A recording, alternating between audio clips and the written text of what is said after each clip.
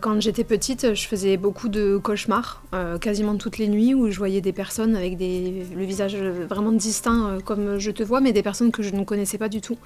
Et je me faisais très souvent violenter la nuit.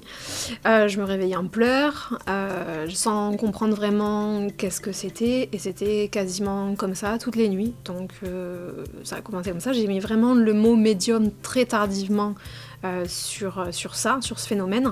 Et à l'âge, j'avais pas tout à fait 7 ans, j'ai perdu mon grand-père paternel. Et en fait, il venait me voir toutes les nuits dans mes rêves. Donc toutes les nuits dans mes rêves, il venait me voir.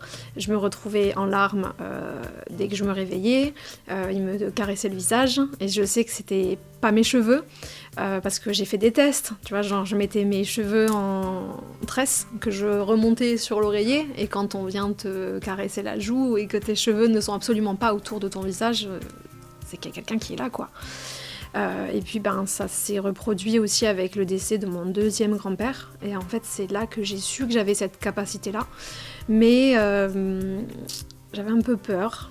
Et j'ai passé un espèce de pacte en fait avec mes guides quand je me suis lancée à mon compte dans l'énergétique, puisque tu sais que moi ça fait 22 ans que je suis formée, mais ça fait que 6 ans que j'exerce.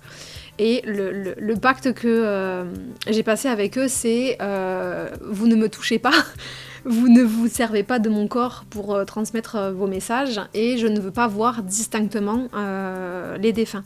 C'est-à-dire je veux pas les voir comme je te vois. Donc en fait généralement, quand je les vois, ce sont des silhouettes.